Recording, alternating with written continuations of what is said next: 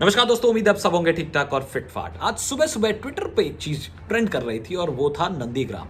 पता चला कि भाई ममता बनर्जी ने अपने अगले इलेक्शन की सीट नंदीग्राम को घोषित कर दी है। नंदीग्राम एक बहुत ही की एरिया है क्योंकि अगर उसके इतिहास में जाए तो नंदीग्राम वॉयलेंस का नाम सबसे पहले निकल करके आता है। दरअसल 2006 में हल्दिया डेवलपमेंट अथॉरिटी ने एक नोटिस दिया नंदीग्राम के लोगों को कि उन्हें एविक्ट किया जाएगा, यानी भगा दिया जाएगा। क्यों? क्योंकि वो लोग गलत तरीके से वहां पर रह रहे थे। ऐसे 70,000 लोगों को यह नोटिस गया और इसके बाद फिर एक बहुत बड़ा आंदोलन खड़ा हुआ। इस आंदोलन को लीड कर रही थी खुद ममता बनर्जी। 2007 में हुई नंदीग्राम वायलेंस, जिसमें स्टेट ने अपने ही लोगों के खिलाफ गोली चलाई और करीब 14 लोगों की इस पूरे प्रकरण में मौत हो गई। और इस नंदीग्राम के वायलेंस के बाद ममता बनर्जी का जो पॉपुलैरिटी ग्राफ था बहुत तेजी से बढ़ा और हर्ष ये हुआ कि बाद में जितने भी इलेक्शन हुए उसमें ममता बनर्जी एक पर एक सीढ़ी चढ़ती गई। फिलहाल ममता बनर्जी एक स्ट्रॉन्ग कंपटीशन झेल रही हैं बीजेपी की तरफ से। टीएमसी के ही शुवेंदु अधिकारी ममता बनर्जी को चैलेंज करेंगे नंदीग्राम सीट पे और उनका कहना है कि भाई हम आपको जीत दिला के रहेंगे, मतलब बीजेपी को जीत दिला के रहेंगे। ऑल दो बहुत सारे ओपिनियन पोल्स ने ये बताया कि बीजेपी तो नहीं जीत रही है, टीएमसी ही वापस आ रही है, लेकिन देखते हैं इलेक्शंस में कुछ भी हो सकता है। दूसरी तरफ ममता बनर्जी ने अपने इस इलेक्शन को और मजबूत करने के लिए एक नया रिटॉरिक दिया है जिसका नाम है माँ माटी मनुष्य। হবে মা মাটি মানুষেরই জয়, হবে মা মাটি মানুষেরই জয়, হবে মা মাটি মানুষেরই জয়। जी हाँ, इस टाइप के रिटॉरिक्स एक्चुअली इमोशनली कनेक्ट करते हैं और एक सही कम्युनिकेशन करते हैं उसकी पार्टी की लोगों तक। सिमिलर टाइप का एक और रिटॉरिक था कांग्रेस और जेएमएम के अलायंस की तरफ से, जो कि झारखंड में दिया गया था 2 साल पहले। झारखंड इलेक्शन में उन्होंने बात करी थी जल जंगल जमीन की, और ये इतना मजबूती और इतना बेहतरीन तरीके से काम किया कि बीजेपी को पटक दिया जेएमएम और कांग्रेस के अलायंस ने। सोचिए, कांग्रेस ने अब तक जिसके साथ भी अलायंस किया है हर जगह हारी है और मुझे लग रहा था कि शायद झारखंड में भी वो हार जाएंगे, लेकिन फाइनली वो जल जंगल जमीन के सही कम्युनिकेशन की वजह से शायद कहीं ना कहीं उनको जीत मिली। तो देखना होगा कि ये कम्युनिकेशन माँ माटी और मनुष्य कितना मजबूती से काम करता है।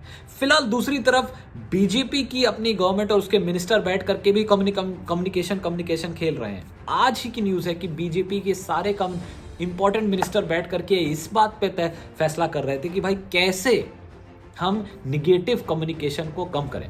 मतलब अगर पेट्रोल के प्राइस बढ़ेंगे और आप कहेंगे कि क्यों बढ़ा रहे हैं, इसके खिलाफ हम कुछ बोलेंगे, तो वो इसको निगेटिव कम्युनिकेशन का नाम देंगे।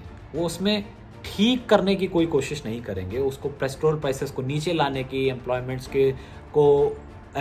को बढ़ाने की, अनएम्प्लॉयमेंट रेट को कम करने की, इस सब पे काम नहीं करेंगे, लेकिन फोकस इमेज क्रिएशन पे है। बात तो यहाँ तक चली गई कि इसी मीटिंग में मिनिस्टर्स ने यहाँ तक कह दिया कि भाई मोदी जी से हम लोगों को सीखना पड़ेगा, कितना बढ़िया कम्युनिकेट करते हैं, यहाँ से जो बोलते हैं पब्लिक तक सीधे पहुँचता है, लेकिन हमारी बात पहुँचती नहीं।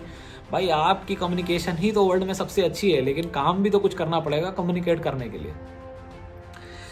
कम्युनिकेशन के इस पूरे मंथन में उन्होंने कई बड़ी चीजों को निकाला। उन्होंने कहा भाई 25 गुड नैरेटिव्स और 25 बैड नैरेटिव्स पे हम फोकस करेंगे, गुड नैरेटिव्स को हम उठाएंगे और बैड नैरेटिव्स को हम कम करेंगे। वहीं उन्होंने यहाँ तक बात करी कि जो मिनिस्ट्री है उसको जर्नलिस्ट के साथ जा करके जर्नलिस्ट स्कूल में ज्ञान देना चाहिए, ताकि फ्यूचर वाले जो जर्नलिस्ट हैं वो उनकी तरफ के और उनकी बात को समझते रहें।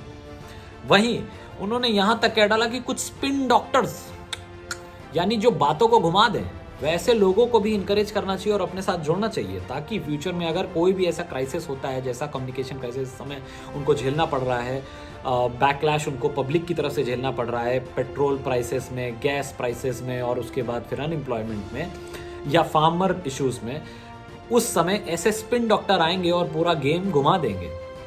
जैसे आजकल बहुत सारे लोग ये ज्ञान देने लगते हैं कि भाई अगर पेट्रोल प्राइस बढ़ेंगे नहीं तो सरकार के पास टैक्स नहीं आएगा, सरकार के पास टैक्स नहीं आएगा तो वो लोगों का जनसेवा कैसे करेगी।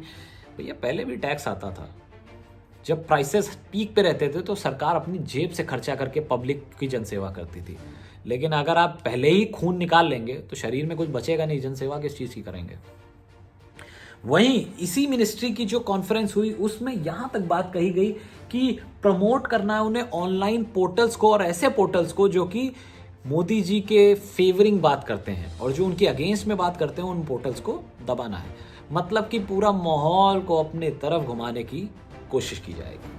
अब आप समझिए कि अगर आप ये बात करेंगे कि अनएम्प्लॉयमेंट इस देश में 6.99% है, फेब का डेटा है, जबकि दिसंबर में ये 8% तक पहुंच गई थी, और हरियाणा जैसे स्टेट में जो कि बिल्कुल दिल्ली से सटा हुआ है, जहां एम्प्लॉयमेंट थोड़ी सी बेहतर होनी चाहिए, वहां 26% लोग अनएम्प्लॉयड हैं।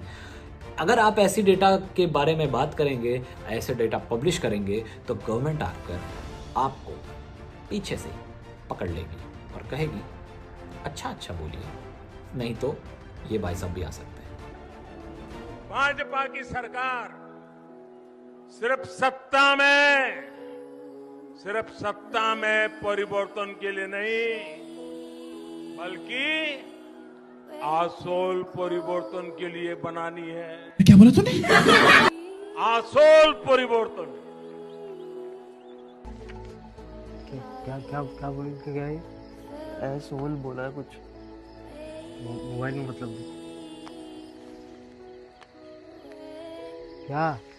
ऐसोल मतलब गांड का छेद।